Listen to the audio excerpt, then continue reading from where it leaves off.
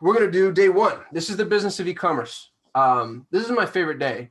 A, because I get to contribute more to it than some of the other days, and B, because this is where we get to go to dream. Like this is where I think a lot of this stuff gets really fun. What we're going to do then is we're going to spend more of our time on product optimization, and the content that we're sharing here, we're not going to share anything that we haven't seen work for clients. So everything that you get, none of this is theoretical. This is all feet on the street. And y'all, we're not e-commerce guys. We're not Shopify people. We're not, e-commerce store owners. We're paid ad guys that get to sit on the bench and watch and see who wins and who loses based off of the actions that they take. So we have zero dog in the fight as far as, what software you use, what strategies you use. We'll just show you what ends up working for our clients, and then you can decide how applicable it is. This is the itinerary for today.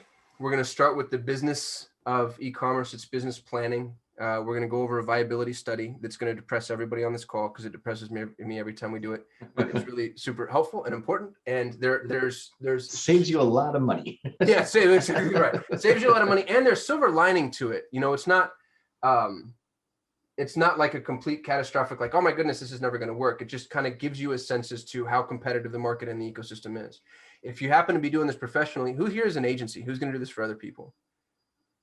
Okay, I see a couple. Perfect. If you're doing this professionally, y'all, every sales call we are ever on starts with this viability study. We have 3 salespeople full-time. They're not allowed to sell anybody unless it's a viable product, because A, we don't make money for the first 90 days anyway, and B, we want, from a reputation management perspective, to be able to protect ourselves. So the viability study for agencies, it's the most important asset I'm going to give you today. For everybody else, you have to put yourself through it and be really honest.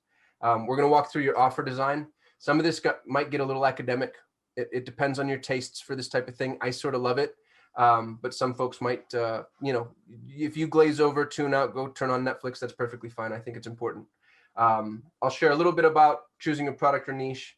We won't spend too much time there. And then we're going to talk about optimizing your existing products and ascension models. Anything to add, John? No, this is good. And I think what I want to do too is, as much as possible, I'll pull up examples. I think that helps a lot.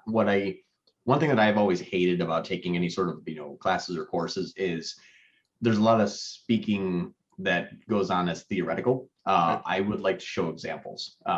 So that's where I think that this is going to kind of help bridge the gap. I'm a very visual person. I'm a very visual learner. So like reading books for me is almost non-existent, but I can, for some reason, hear audio tapes. So that's where I like to just kind of like say, well, when we have a moment where I can show an example to it, this way I can pull it up. I'll show you, where I'm going, how I'm looking at it, and then what the, a more descriptive visual representation of that explanation looks like, so they can kind of see what you're looking at, or sorry, like kind of understand and see what you're hearing. Because as you go off and do this on your own, you may have something that might be, a question that comes up and it's 11 o'clock at night on a Wednesday, and you're like, man, I wonder if I'm in the right place. So this way we can kind of share with you the exact area to go and how to look at it. So this way you can have a better knowledge about the subject.